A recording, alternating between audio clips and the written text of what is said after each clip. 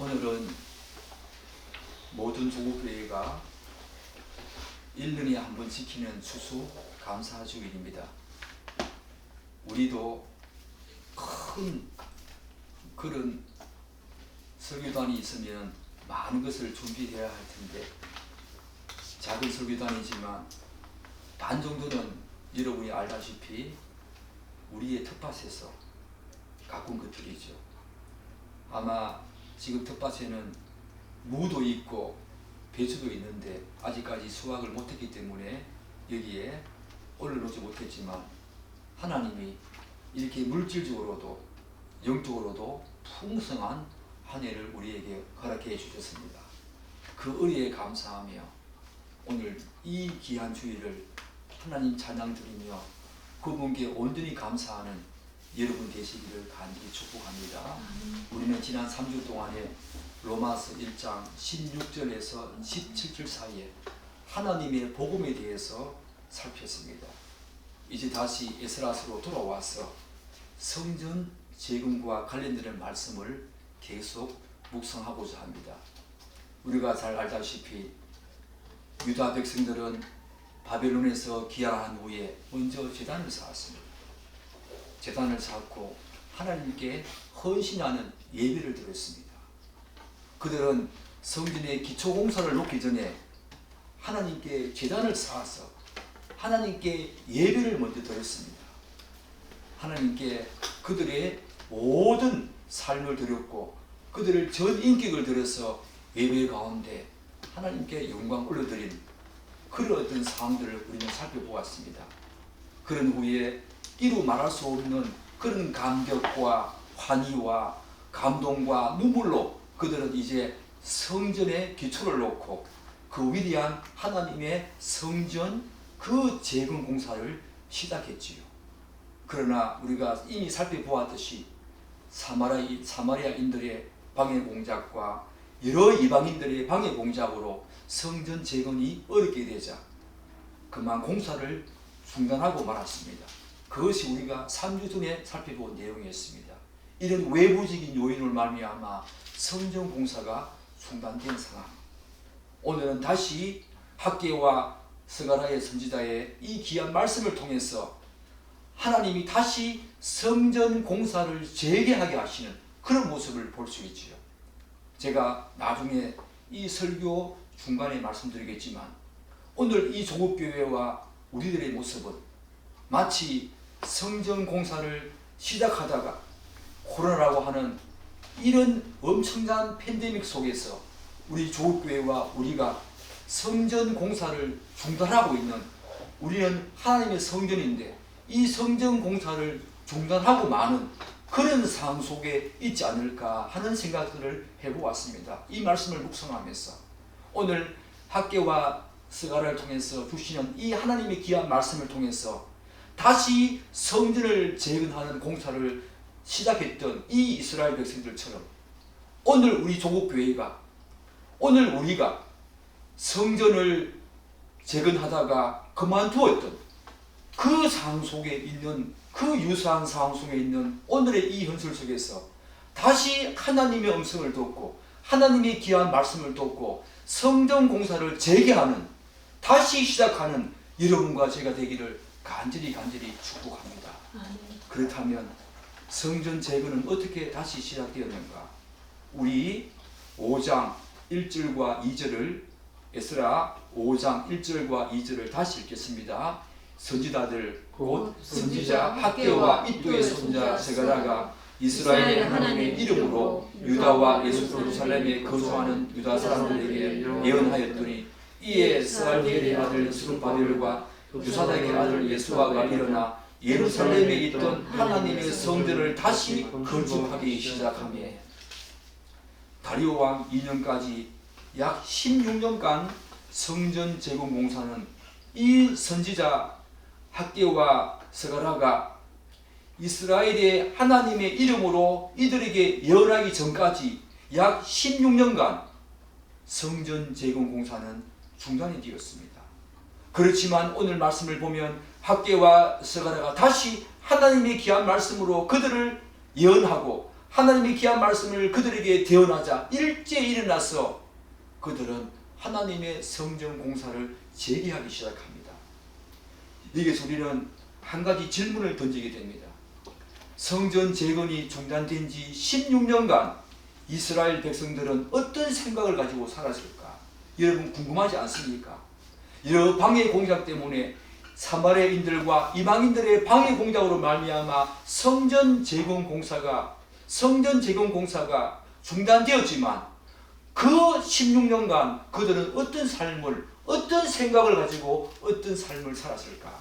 우리 학개서 1장 2절을 읽어보겠습니다. 학개서 1장 2절입니다. 읽겠습니다. 만군의 여호와가 이같이 말하여 이르노라. 이 백성이 말하기를 여호와의 전을 건축할 시기가 이르지 아니하였다 하느니라. 학개서를 보게 되면 성전 재건이 중단된 지 16년이 지나는 동안 이들의 마음도 그리 편하지 않았음을 우리가 추론할 수 있는 부분을 발견할 수가 있습니다. 방금 학개서 1장 2절에서는 하나님께서 이 백성이 말하기를 여호와의 전을 건축할 시기가 이르지 아니하였다 한다는 장면에서 우리가 그 사실을 추론할 수가 있지요. 이들도 지금의 상황이 조금 호전되어서 성전 재건을 시작할 수 있는 어느 정도의 조건과 여건이 충족되어진다면 다시 성전 재건을 시작할 생각을 갖고 있었던 것입니다. 그러나 이들은 아직 그 시기가 도래하지 않았다고 생각하면서 상황이 나아질 때까지 계속 손을 놓고 기다리고 있었던 것입니다. 이런 배경 속에서 하나님께서는 이제 그분의 때와 방법이 되었기 때문에 학개 선지자를 통해서 이들에게 당신의 뜻을 전하기 시작합니다. 그렇다면 이런 생각을 가지고 살고 있던 이스라엘 백성들에게 하나님께서는 학개 선지자를 통해서 어떤 말씀을 주시는가? 우리 학개서 1장 4절과 5절 말씀을 연달아 읽어보겠습니다. 읽겠습니다. 이 성전이 황폐하였거늘 너희가 이때에 판백한 집에 거주하는 것이 옳으냐? 그러므로 이제 만군의 여호와가 이같이 말하노니 너희는 너희의 행위를 살필지니라. 하나님께서는 이미 오래전에 중단되어서 황폐화된 성전을 기록한 채 상황이 호전되기만을 기다리면서 자신들은 판넬로 된 집에, 그런 집에서 평안하고 안락하게 살고 있던 유다 백성들을 질책하기 시작합니다. 그것이 옳으냐? 그것이 옳으냐? 그것이 옳으냐? 사랑하는 여러분, 여러분이 하시는 말씀 아닙니까? 코로나, 그리고 이 모양 저 모양으로 여러 가지 이유로 하나님의 성전을 지어가야 하는 우리가 하나님의 성전인데 하나님의 성전을 지어가야 할 우리가 여러 가지 이유로, 또한 코로나가 하는 이 팬데믹으로 말미암아 우리가 하나님의 성전을 지금 중단하고 있지 않는지 여러분에게 지금 하나님이 말씀하고 있지 않습니까? 여러분들은 그렇게 편안하고 안락하게 지내면서 여러분이 지어가야 할 하나님의 그 성전, 하나님의 성품을 닮아가면서 하나님의 성품을 재료로 삼아서 여러분들의 집을 지어야 하는 그 성화의 과정, 하나님의 성전으로 지어가야 할 우리의 모습들은 지금 옳으냐고 지금 하나님께서 그렇게 말씀하시는 음성이 들리지 않습니까? 그것이 옳으냐? 그것이 옳으냐? 그것이 옳으냐? 하나님께서 학개서를 통해서 그들에게 말씀하고 있다는 것입니다. 그리고 먼저 너희는 너희의 행위를 살필지니라 라고 권면하십니다. 이 말은 학개서 1장 7절에서 다시 한 번 더 반복되어집니다. 만군의 여호와가 말하노니 너희는 자기의 행위를 살필지니라. 즉 하나님께서는 지금 유다 백성들에게 가장 시급한 당면 과제가 뭐라고 말씀하십니까? 자신들의 행위를 살피는 것이 이 상황 속에서 유다 백성들에게 가장 급선무라는 것입니다. 우리는 학개서 말씀을 통해서 말씀하시는 하나님의 음성을 잘 듣고 깨달아야 합니다. 하나님께서는 지금 유다 백성들에게 성전 재건 공사를 바로 시작하라고 권면하지 않으시고 그들의 행위를 먼저 살펴보라고 하시는 이 권면의 말씀을 우리는 잘 깨달아야 합니다.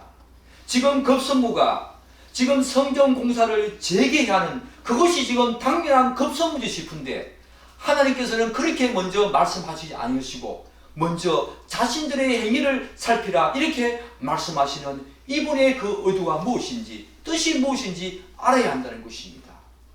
즉 현재적인 상황에서 성전 재건 공사도 정말 시급한 당면 과제임에는 틀림없지만 이것보다 이들에게 더 중요한 급선무는 자신들의 행위를 살피면서 무엇이 잘못되었는지를 돌아보고 회개하는 그런 모습이어함을 하나님께서는 지금 강조하고 있는 거지요.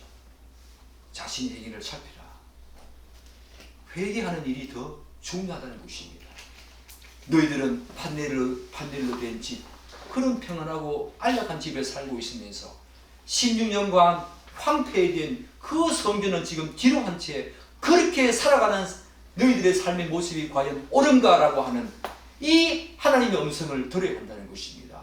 그래서 하나님께서는 먼저 그들에게 자신의 행위를 살피라고 밖에서 선지자를 통해서 말씀하고 있는 거지요. 사랑하는 여러분, 회개가 무엇입니까? 회개는 인간 편에서 어떤 행동을 취하도록 하시는 하나님의 은혜의 선물입니다. 그리고 회개는 전인 우리의 지성과 우리의 감성과 우리의 모든 이지가 다 관여하는데 하나라도 관여하지 않으면 그것은 진정한 회개가 아니지요. 따라서 하나님께서는 유다 백성들에게 전인을 다 동원하여서 자신들의 행위를 돌아보고 살피는 가운데 진정한 삶의 변화를 요구하고 있다는 것입니다. 왜냐하면 하나님께서는 유다 백성들의 완전한 내면의 변화를 통한 정말로 감격과 열정, 열망 속에서 다시 한 번 더 자발적이고 능동적으로 성전 공사가 재개되기를 간절히 바라고 계시기 때문입니다. 결과적으로 하나님은 유다 백성들로 하여금 진정한 회개를 통한 완전한 내면의 변화, 그런 새로운 생각과 새로운 마음과 새로운 열정과 새로운 열망과 새로운 결단으로 나아가기를 지금 촉구하고 있는 것입니다. 우리에게도 마찬가지입니다. 그것이 옳으냐? 너희들의 삶을, 너희들의 행위를 한번 돌아보라. 이렇게 지금 말씀하고 있다는 것입니다. 사랑하는 여러분, 우리는 이 지점에서 하나님께서는 당신의 성전이 우리 안에서 우리로 하여금 당신의 성전이 지어지기를 바라시고 또한 조국교회에 많은 하나님의 예배당이 아름답게 지어지기를 바라시는데 그러면 그 당신의 성전이 어떻게 지어져 가기를 바라시는지 분명히 알 수가 있지요. 정말 하나님께서 원하시는 것은 우리들의 진정한 마음입니다. 그 일은 먼저 우리 자신을 살피는 데서 시작하지요. 즉 자신의 분명한 정체성을 확인해야 합니다. 그리고 우리의 마음속 저 신년 깊숙한 곳에서 우러나오는 하나님을 향한 열정과 그 사랑으로 우리가 다시 한 번 더 하나님이 우리에게 주신 우리 안에서 지어지기를 바라시는 그 하나님의 성전을 아름답게 지어가야 한다는 것입니다. 따라서 하나님의 사역과 일을 감당하는 모든 사람들은 무엇보다도 먼저 자신을 살피는 일, 면밀히 자신을 살피는 일이 너무나 중요하다는 것입니다. 그것은 하나님의 뜻이자 그분이 요구하시는 필수적인 조건이자 요건이 되기 때문입니다. 그런데 우리 조국교회는 여러분은 어떻습니까?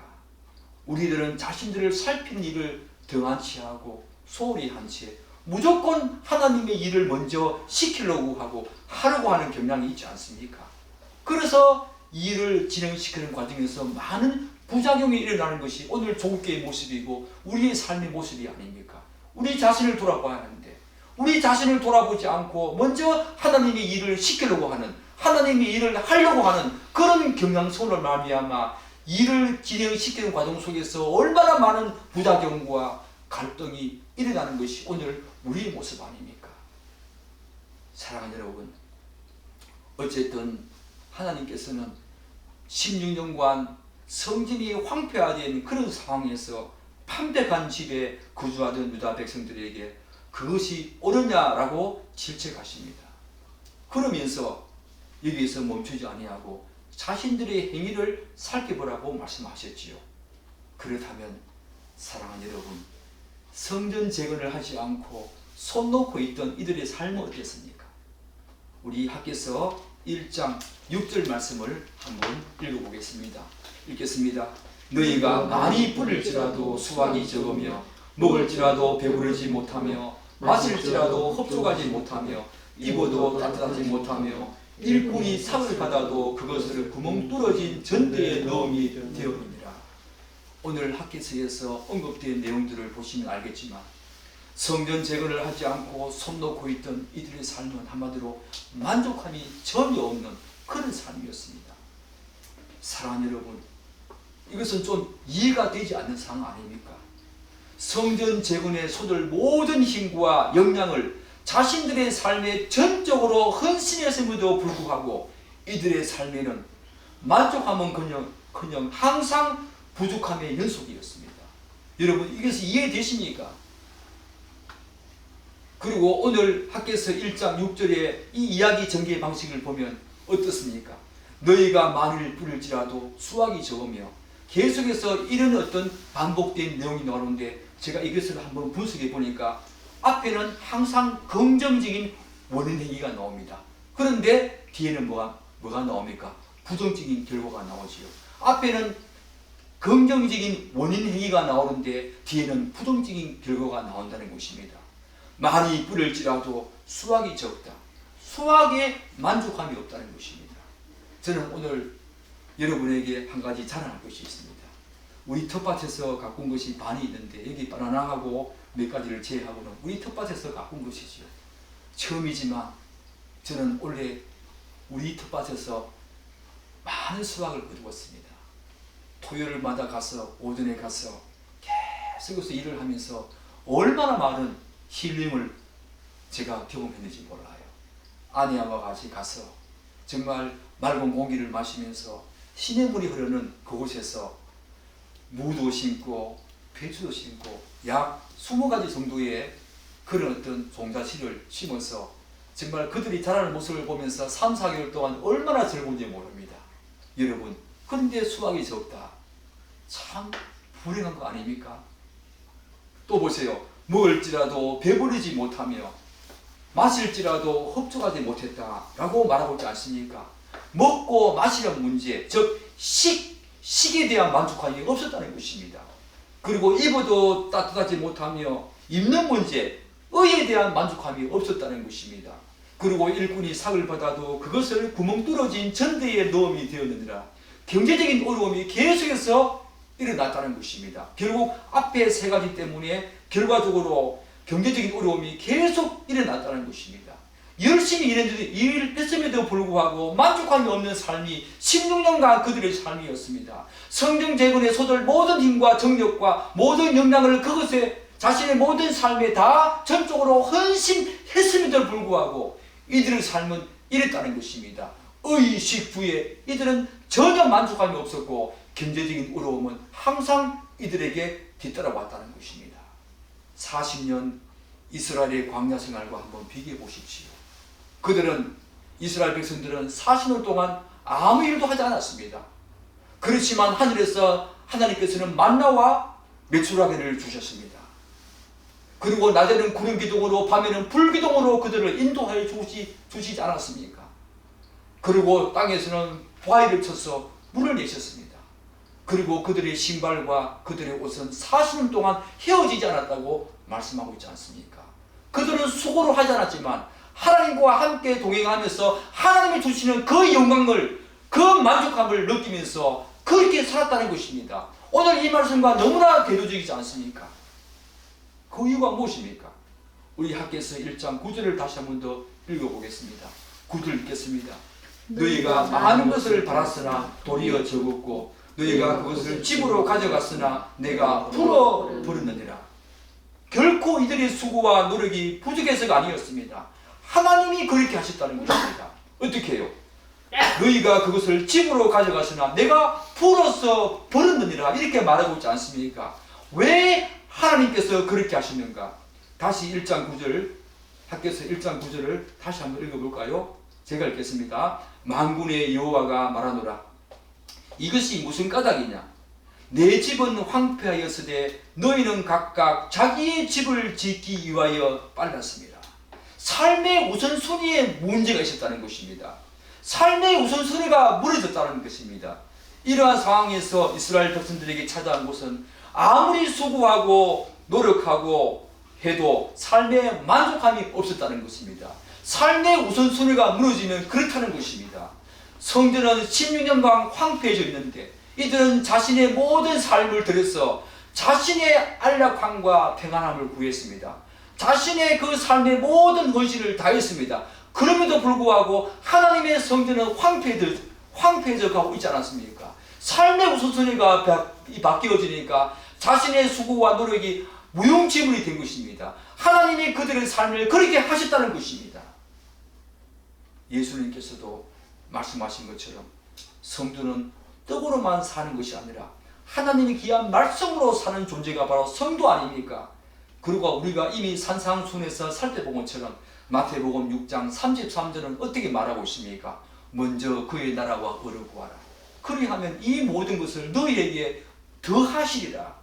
먹고 마시고 입는 문제에 먼저 그의 나라와 의를 구하라. 삶의 우선순위가 어디에 있어야 하는가를 그분은 분명 우리에게 말씀해 주시지 않습니까? 삶의 우선순위가 뒤바뀐 사람들은 바로 이런 삶이 있다는 것입니다. 삶의 우선순위가 뒤바뀐 성도들의 삶에는 아무리 자신의 노력과 수고를 많이 하고 예를 쓴다고 하더라도 항상 부족함과 만족함이 없는 삶이 그들을 기다리고 있다는 것입니다. 여러분은 지금 삶의 우선순위가 제대로 되고 있습니까? 하나님이 여러분의 삶의 우선순위가 되고 있습니까? 우리의 먹고 마시는 문제보다 하나님의 말씀을 읽고 그분과 동행하며 그분의 일을 먼저 하는 것에 여러분의 삶의 우선순위가 지금 있습니까? 있어야만 합니다. 있어야만 합니다. 삶의 우선순위가 바뀐 유다 백성들에게는 그 결과 공허함과 허무함이라고 하는 누구에게도 달갑지 않는 불청객이 어느새 자기 자리 옆에 딱 꿰차고 앉아 있었다는 것입니다. 왜냐하면 사랑하는 여러분, 진정한 평안과 안식과 기쁨과 즐거움은 어디서 옵니까? 예수 그리스도 하나님 안에 있을 때 그 모든 것들이 우리에게 온다는 것입니다. 전적으로 하나님 안에서만 우리에게 진정한 평안과 안식과 기쁨과 즐거움이 있다는 것입니다.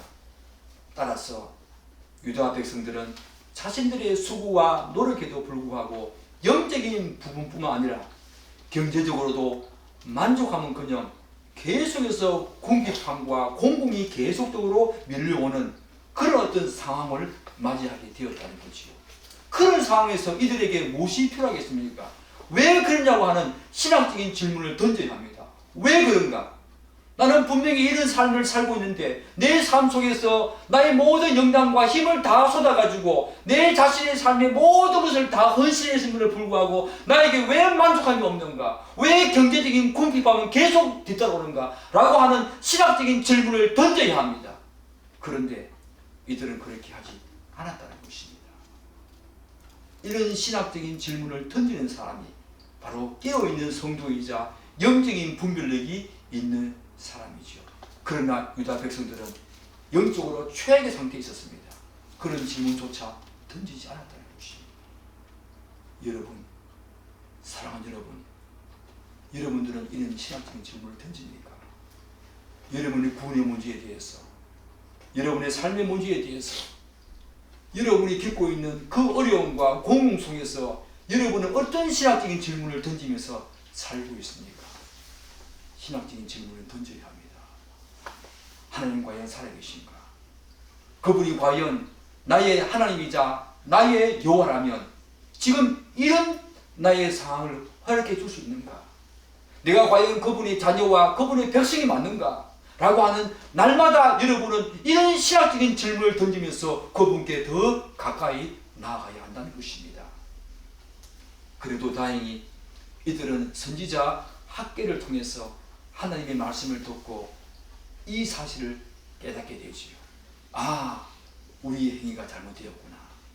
이것이 바로 하나님의 축복이자 은혜 아닙니까? 이것이 바로 감사가 아닙니까? 한번 영원전에 하나님께서 택하시고 예정하신 하나님의 그 성도는요, 하나님이 그렇게 계속 내버려 두시지 않습니다. 하나님의 말씀을 통해서 하나님께서 주위에 훌륭한 믿음의 사람들을 붙여주셔서 그들에게 하나님의 귀한 말씀을 되었게 하신다는 것입니다. 16년간 이들이 황폐해진 그 성전을 바라보면서도 아무 생각이 없던 그런 신학적인 질문을 던지지 않고 살던 이들에게 학계의 선지자를 통해서 하나님은 그를 일으켜서 너희의 행위를 살피시니라. 그것이 옳으냐라고 고민한다는 것입니다. 질책한다는 것입니다. 그것이 바로 하나님의 은혜이자 축복 아닙니까? 그것에 여러분 감사하십시오. 우리에게 물질을 주시고 우리에게 건강을 주시고 우리에게 시간을 주신 것도 감사하지만 여러분이 돌아오는 그 삶 속에서 여러분의 삶을 한번 돌아보십시오. 중간중간에 우리에게 훌륭한 믿음의 사람들을 허락해 주셔서 하나님의 귀한 말씀을 듣게 하셨고 지금까지 여러분 오게 하지 않았습니까? 저는 그런 경우를 많이 겪었습니다. 정말로 그런 경우를 많이 겪었습니다. 사랑하는 여러분, 우리에게 말씀이 있다는 것은 얼마나 감사한지 모릅니다. 여러분, 말씀의 중요성을 깨달아야 합니다. 항상 하나님의 말씀을 가까이 하면서 읽고 묵상해야 하는 이유가 바로 여기에 있죠. 바로 말씀이 있음에 감사하십시오. 말씀을 들으면서 우리는 다시 돌아간다는 것입니다. 다시 하나님의 길을 가야 한다는 것입니다. 사랑하는 여러분, 제가 설교 서두에 말씀하신 것처럼 우리나라는 지금 유사 이래 가장 경제적으로 풍족한 삶을 누리고 있는 그런 상황 속에 있습니다. 얼마나 감사합니까? 그런데 왜 그렇게 많은 사람들이 이렇게 방황하고 삶의 어떤 허무함을 느끼면서 공허함을 느끼고 있습니까? 사랑하는 여러분, 인간은 영적 존재입니다. 그렇기 때문에 보이지 않는 하나님과의 화평관계에서 오는 영적인 갈급함과 그 영적인 충족감이 채워지지 않는 한 항상 일어나는 공허함과 허무함은 밀려온다는 것입니다. 그렇기 때문에 하나님과의 관계가 회복되어져서 먼저 하나님의 나라와 의를 구하는 삶, 곧 삶의 우선순위가 바로 확립되고 정립되었을 때에만 인간은 참된 기쁨과 만족감과 즐거움과 기쁨을 느낀다는 것입니다. 그런데 오늘 현대인들은 바로 이것을 모른다는 것입니다. 그것이 바로 저희 아픔이죠. 저의 슬픔입니다. 왜 모를까? 왜 모를까? 그런데 현대인들뿐만 아니라 조국교회의 많은 성도들도 그렇다는 것입니다. 그런데 우리는 에스라 5장 1절 본문에서 이와 관련한 중요한 사실 두 가지를 발견하게 됩니다. 우리 에스라 5장 1절 한번 읽겠습니다. 선지자는 곧 선지자 학교와 또의 선자와 스가랴 이스라엘 하나님의 이름으로 유다와 예루살렘에 거주하는 사람들에게 예언하였더니, 우리가 이와 관련한 5장 1절에서 두 가지 사실을 발견할 수 있는데, 하나는 뭐냐면 하나님께서는 바벨론에서 귀환한 서민 이스라엘이 여러 민족의 방해 공작으로 성전 재건 공사를 중단하고 있었을 때에 학개와 스가랴를 세워서 하나님의 백성들에게 하나님의 말씀을 전하게 하셨다는 것입니다. 이것이 얼마나 감사합니까? 이것이 바로 하나님의 섭리 아닙니까? 그냥 내버려 두셔도 될 텐데 하나님은 절대로 그렇게 하시지 않았습니다. 물론 이렇게 하시는 이유는 선민 이스라엘을 위한 하나님의 헤세드 사랑의 발로 이어서는 틀림없습니다.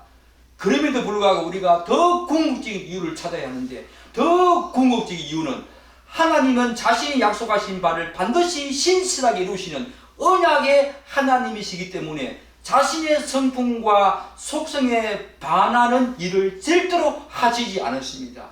하나님은 한 번 구원하신 그 성도들을 그냥 내버려 두시지 않으십니다. 그것은 하나님의 언약을 어기기 때문입니다. 하나님의 언약을 신실하게 지키지 않는 분이시다라고 한다면 그분의 속성과 품성에 반하기 때문에 언약에 신실하신 그분이 그렇게 하신다는 것입니다. 사랑하는 여러분, 여러분들도 그것을 경험했을 것입니다. 여러분이 어려움이 있을 때에 누군가의 말씀을 통해서, 믿음의 선지자의 말씀을 통해서, 목사님들의 말씀을 통해서 하나님의 귀한 말씀을 읽다가 다시 하나님께 돌아온 경험 있지 않습니까? 감사하십시오.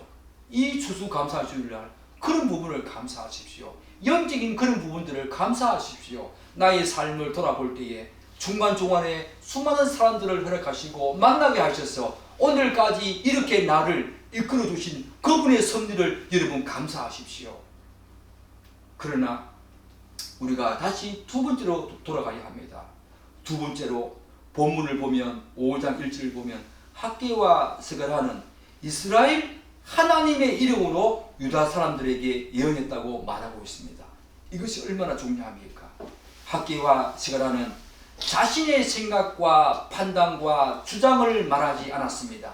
오직 이스라엘 하나님의 이름, 곧 하나님께서 이들에게 대언하라고 하신 말씀을 이들에게 했다는 것입니다. 참으로 참된 선지자는 학개와 스가랴와 같이 오직 하나님의 말씀만을 가감없이 정확하고 분명하게 전하는 사람 아닙니까? 오늘 말씀을 보면 이들은 자신의 주장을 하지 않았습니다. 학개와 스가랴는 하나님의 이름으로 유다 백성들에게 하나님의 말씀을 예언했다, 그렇게 말하고 있지 않습니까? 왜 참된 선지자는 그렇게 빨게 그럴 수밖에 없습니까? 왜 정확하고 하나님의 말씀만을 전할 수밖에 없는가? 우리는 그 사실을 학개서를 통해서 다시 잘 알 수 있습니다. 우리 학개서 1장 12절 말씀 한번 읽어볼까요? 읽겠습니다. 12절 말씀입니다. 스알디엘의 아들 스룹바벨과 여호사닥의 아들 대제사장 여호수아와 남은 모든 백성이 그들의 하나님 여호와의 목소리와 선지자 학개의 말을 들었으니 이는 그들의 하나님 여호와께서 그를 보내셨습니다. 학개가 자신의 생각과 주장이 아니라 전적으로 하나님의 이름으로 하나님의 말씀만을 대언할 수 있었던 가장 중요한 이유는 하나님이 그를 세우시고 그를 보냈기 때문입니다. 하나님이 보낸 선지자, 곧 하나님이 부르신 자만이 하나님의 말씀을 신실하고 정직하게 대언할 수 있다는 것입니다. 이것은 모든 시대를 불문하고 자명하고 분명한 사실입니다. 사랑하는 여러분, 우리가 바울 선지서를 읽을 때마다 항상 바울이 하는 말씀을 우리가 기억하고 있지 않습니까? 로마서 1장 1절, 자신을 하나님의 부르심을 받은 사도로 소개하는 바울을 한번 보십시오. 예수 그리스도의 종 바울은 사도로 부르심을 받아 하나님을 위하여 택정함을 입었으니 그렇습니다. 하나님께 부르심을 받은 자, 하나님이 보내신 자, 하나님이 세우신 자만이 하나님의 말씀을 대언할 수 있습니다. 저는 오늘날 조국교회와 모든 성도들의 상황은 흡사 성전 재건을 시작한 이스라엘이 여러 가지 어려운 상황에 직면하여서 그 공사를 중단하고 있는 그런 상황과 유사하다고 생각합니다. 이런 시대적인 배경 속에서 오늘 조국교회의 목회자와 사역자, 저 같은 사람들은 조국교회의 이런 아픔과 현실을 목격하면서도 과연 하나님의 말씀만을 대언하고 있는지 돌아봐야 합니다.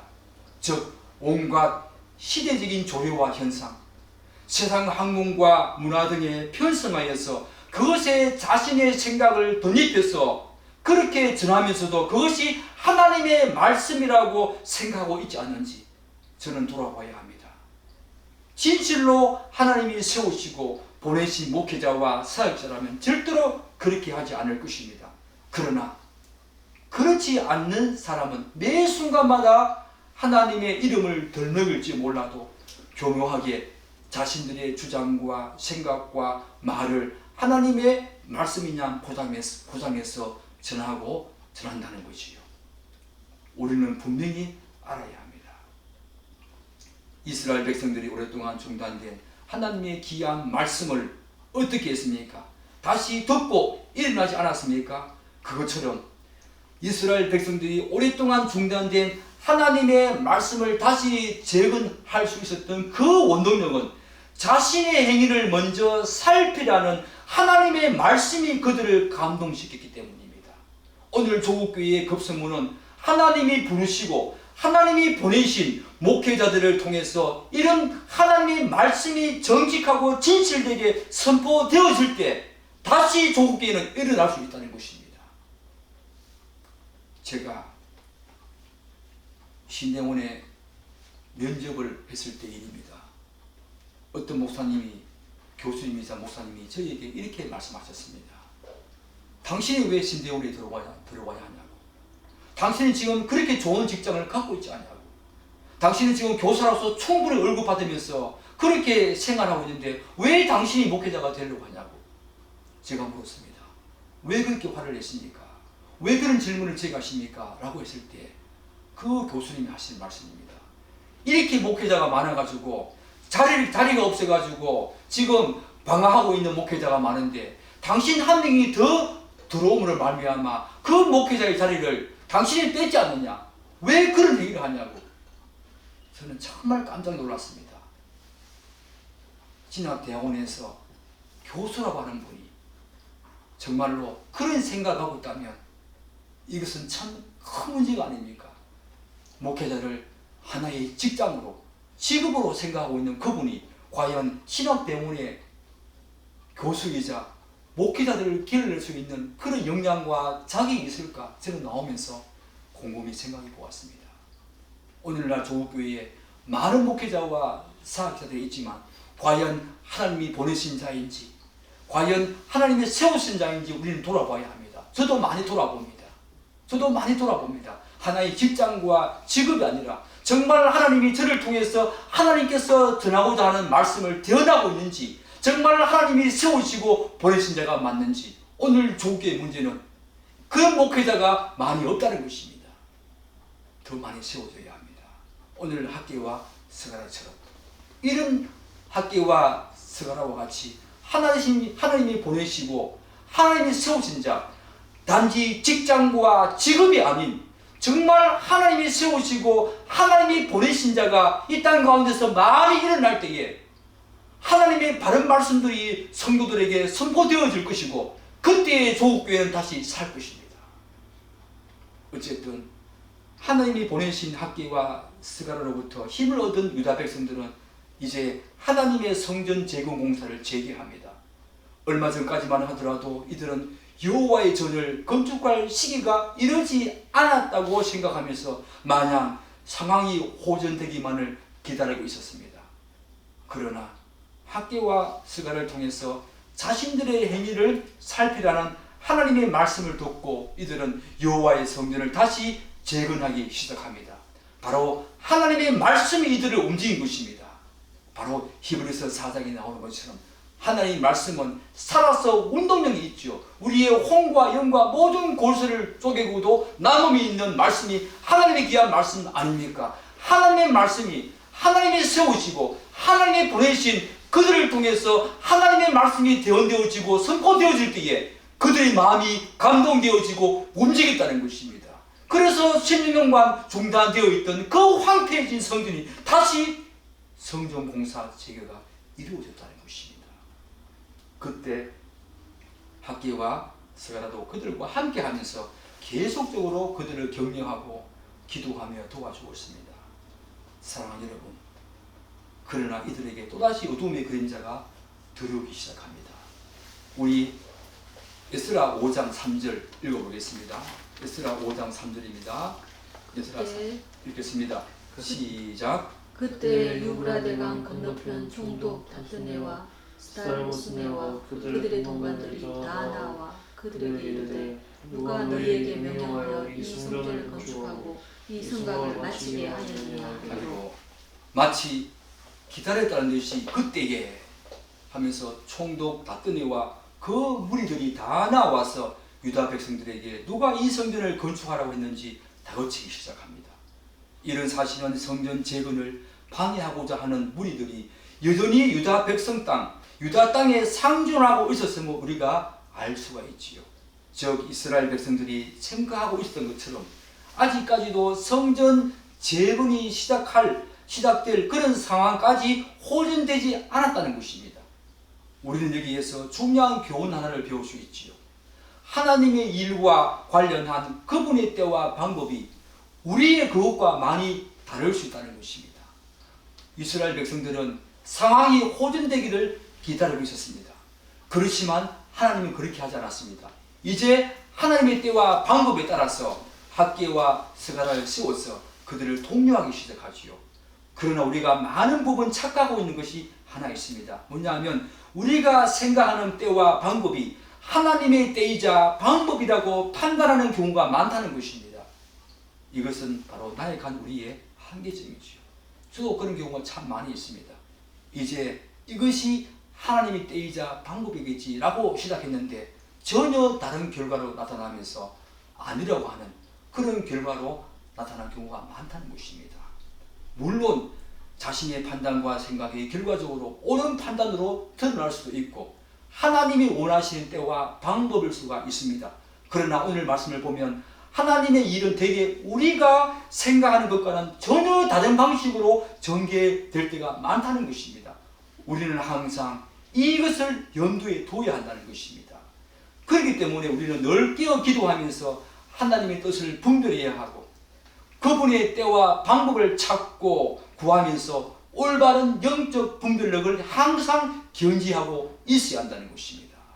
그런데 오늘 말씀을 보면 그러나 총독 다스네를 비롯한 일부 무리들은 유다 백성들의 성전 재건 공사를 막지 못했습니다. 그 이유가 무엇인가? 우리 에스라 5장 4절과 5절을 연이어서 읽어보겠습니다. 읽겠습니다. 우리가 건축하는 자의 이름을 아니었으나 하나님이 유다 장로들을 돌보셨으므로 그들이 너희 공사를 막지 못하고 그 일을 다리오에게 아뢰고 그 답장이 오기를 기다렸더라. 본문은 총독과 그 무리들이 성전 재건 공사를 능히 막지 못한 이유가 뭐라고 말하고 있습니까? 바로 하나님이 유다 장로들을 돌보셨기 때문이라고 말하고 있습니다. 이 말의 의미가 무엇입니까? 하나님의 눈이 유다 장로들을 계속 지켜보고 보호하고 계셨다는 것입니다. 하나님께서는 학개와 스가를 통해서 당신의 말씀을 대언하신 것에 그치지 아니하고 직접적으로 유다 장로들과 백성들을 계속 그분의 눈을 한 번도 한순간도 떼지 아니하시고 그분의 그 눈을 계속 그들에게 비치시면서 그들을 보호하시고 돌보셨다는 것이지요. 결과적으로 총독 다스네 무리가 성전 재건 공사를 막지 못한 결정적인 이유는 그들의 세력과 힘이 약해서가 아니었습니다. 또한 성전 재건 공사에 임하는 이스라엘 백성들의 의지가 이전보다 더 강해서도 아니었습니다. 그보다 더 중요한 이유가 무엇입니까? 바로 하나님께서 그들을 돌보시고 지켜주시기 때문입니다. 그렇기 때문에 그들의 의지도 이전보다 더 강할 수 있었고 총독 무리들을 더 이상 두려워하지 않고 담대하고 용기 있게 성전 재건 공사를 계속할 수 있었던 것입니다. 사랑하는 여러분 중에 여러분 안에서 지어가야 할 그 성전 공사를 지금 중단하고 있는 분이 계십니까? 여러 가지 외부적인 상황으로 두려워하면서 담대함을 잃고 좌절과 절망 가운데 있는 사람이 있습니까? 용기를 내십시오. 하나님이 항상 여러분을 지키시고 보호하십니다. 그분의 눈은 여러분들을 계속해서 주시하고 계시고 그분은 한시도 1초 1분도 여러분에게 눈을 떼신 적이 없다는 것입니다. 이스라엘 백성들이 하신 것처럼. 사실 총독 다스네를 비롯한 그의 동관들은 바사왕의 감찰관으로서 피지배국 사람들의 일구수일투족을 감시하는 바사왕의 눈 역할을 하는 사람들이었습니다. 총독은 바로 바사왕이 보낸 바사왕의 눈 역할을 하는 사람들이었습니다. 감찰관이란 뜻이 바로 눈이란 뜻이지요. 그러나 그들의 숫자가 많았음에도 불구하고 엄청난 감찰관, 엄청난 눈들이 그들이 많았음에도 불구하고 전능하신 하나님의 눈이 유다 장로들을 돌보고 있었으므로 그들은 성전 재건 공사를 함부로 막지 못했다는 것입니다. 하나님의 눈이 수많은 감찰관들의 눈보다 더 강했다는 것입니다. 계속되는 하나님의 위로와 격려를 한번 들어보십시오. 학개서 1장 13절 14절 한번 읽어보겠습니다. 학개서 1장 13절 14절 계속해서 하나님은 이스라엘 백성들을 위로하시고 격려하십니다. 읽겠습니다. 그때에 여호와의 사자 학개가 여호와의 위임을 받아 백성에게 말하 이르되 여호와가 말하노니 내가 너희와 함께하노라. 여호와께서 스알디엘의 아들 유다 총독 스룹바벨의 마음과 여호사닥의 아들 대제사장 여호수아의 마음과 남은 모든 백성의 마음을 감동시키심에 그들이 와서 만군의 여호와 그들의 하나님 전공사를 하였으니 하나님께서는 계속해서 학계의 선지자를 통해서 내가 너희와 함께 한다는 말씀으로 이들을 격려하시고 감동시켰을 때에 이들의 마음이 서서히 움직이면서 성전 재건 공사를 다시 하게 됩니다. 그러면서 지금까지 아무리 노력하고 애써봐도 자신들의 삶에 결코 만족함이 없었던 이유가 바로 삶의 우선순위가 제대로 정립되지 못했다는 것을 이들은 서서히 깨닫기 시작합니다. 하느님의 귀한 말씀으로. 그래서 자신들의 행위를 살피면서 회개했을 때 이들은 이제 전혀 이전과 전혀 다른 사람이 되었다는 것입니다. 이들은 여전히 이방 세력들의 방해 공작이 있었음에도 불구하고 이전처럼 좌절과 절망으로 넋을 잃고 주저앉아 있지 않았습니다. 그야말로 하나님의 격려와 위로의 말씀은 어린 아이를 향한 부모님의 애틋한 사랑과 관심, 애정에 비견할 정도였습니다. 즉 한편으로는 하나님의 그 위로와 말씀이 한편으로는 이들의 그 귓가에 스치는 바람처럼 부드럽고 포근했지만 다른 한편으로는 강렬하고 담대함 그 자체였습니다. 이제는 용기를 가지고 담대함을 가지고 아무리 위협적인 방해 공작이 있다 하더라도 이들은 그것에 주저하지 않고 그들의 방해 공작에도 불구하고 담대하게 용기를 가지고 계속 하나님 공사를 계속 재개하면서 계속해서 공사를 이어갔다는 것입니다. 여기에서 그치지 않고 계속되는 하나님의 권면을 살펴보십시오. 우리 학개서 2장 4절을 한번 읽어보겠습니다. 학개서 2장 4절입니다. 읽겠습니다. 여호와가 이르노라 스룹바벨아 스스로 굳세게 할지어다. 여호사닥의 아들 대제사장 여호수아야 스스로 굳세게 할지어다. 여호와의 말이니라. 이 땅 모든 백성아 스스로 굳세게 하여 일할지어다. 내가 너희와 함께하노라. 만군의 여호와의 말이니라. 하나님께서는 계속해서 스룹바벨과 여호수아의 이름을 일일이 호명하면서 스스로 굳세게 할지어다라고 격려하십니다. 뿐만 아니라 스룹바벨과 여호수아의 이름을 호명한 후에 이번에는 이스라엘 백성들을 향해서 스스로 굳세게 하여 일할지니라 라고 말씀하시면서 그들에게 힘을 불어넣어 주십니다. 그런 분이 우리 하나님 계십니다. 여러분 지금 주저앉고 있습니까? 절망과 좌절 가운데 있는 그런 분 계십니까? 여러분에게 하나님이 말씀하십니다. 내가 너와 함께한다. 스스로 굳세갈지어다 라고 말씀하시면서 계속 우리로 하여금 하나님의 귀한 성품을 닮아가는 하나님의 성전을 우리에게 계속해서 지어가라고 하는 그 음성을 들으시기 바랍니다. 이런 하나님의 말씀은 대단히 중요한 의미를 내포하고 있습니다. 화근컨대 성전 공사의 재개는 분명히 하나님의 주권적인 섭리로 이루어진 하나님의 위대한 역사적인 사건이면 틀림없습니다. 그러나 하나님의 역사와 관련해서 우리가 한 가지 분명히 기억해야 될 사건은, 기억해야 될 일은 뭐냐면 하나님은 그 일들을 누구와 함께 하십니까? 하나님의 백성들인 성도들 여러분을 통해서 하신다는 사실입니다. 또한 하나님의 백성들이 그분의 일들을 감당하게 하실 때에 단순히 기계적이거나 맹목적으로 하도록 하시지 않으신다는 것입니다. 그래서 학개서를 보면은 하나님께서는 이스라엘의 지도자들과 백성들의 마음을 감동시키셨고 그들의 인격을 일일이 다루시면서 자발적으로 그분의 일을 하게 하시는 모습을 오늘 우리가 볼 수 있지 않습니까? 이것이 바로 성경이 말하는 하나님의 사역과 역사가 이루어지고 전개되어지는 중요한 하나님의 방식이지요. 어떤 방식입니까? 세 가지지요. 먼저 이들에게 회개를 촉구합니다. 너희는 너희의 행위를 살피지니라. 먼저 회개를 촉구합니다. 그런 다음에 하나님께서 어떻게 말씀하십니까? 내가 너희와 함께라는 말씀을 더하시면서 이거는 뭡니까? 하나님 편에서 우리에게 위로와 격려를 한다는 것입니다. 그리고 마지막으로 하나님께서는 어떻게 말씀하십니까? 내가 너희와 함께하노라 라는 말씀, 이것보다 더 큰 위로와 힘이 없을 텐데 하나님은 덧붙이십니다. 스스로 굳세게 할지어다 라고 하면서 이제 우리 편에서의 행동을 촉구하신다는 것입니다. 그러나 하나님께서는 최종적으로 우리 편에서의 행동을 촉구하고 있다는 것을 기억해야 합니다. 하나님의 주권적인 섭리로 성전 재건 공사가 시작되어지지만 그들에게 먼저 회개를 촉구합니다. 너희의 행위를 살피지니라. 회개를 촉구한 다음에 그들의 내면을 완전히 변화시키시고 그 다음에 하나님 편에서 위로와 격려하십니다. 내가 너희와 함께한다. 그렇지만 우리에게 촉구하는 것이 있습니다. 스스로 굳세게 할지어다.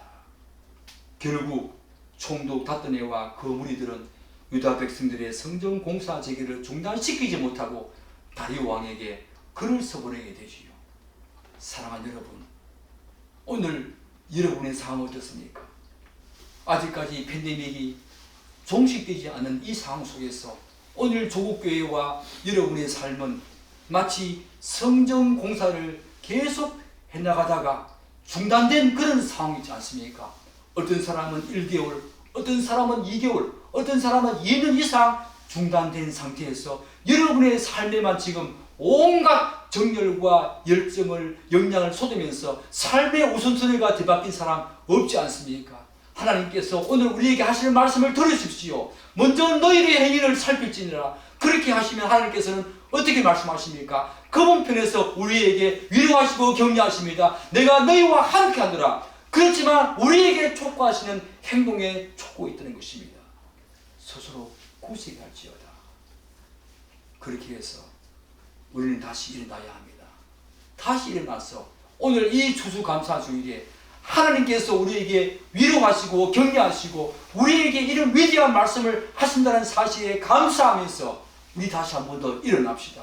다시 한 번 일어나서 우리의 삶을 돌아보고 하나님이 함께 하신다는 그 말씀을 믿고 스스로 굳세게 해서 하나님과 더욱더 가까워지고 좋은 길을 일으키시고 여러분의 삶을 일으키시고 여러분의 직장을 일으키시고 여러분의 삶의 곳곳에서 하나님을 증거하는 믿음의 증거자, 믿음의 사람들이 다 되기를 주님의 이름으로 이 귀한 추수감사주일 주님의 이름으로 간절히 축복합니다. 기도하겠습니다.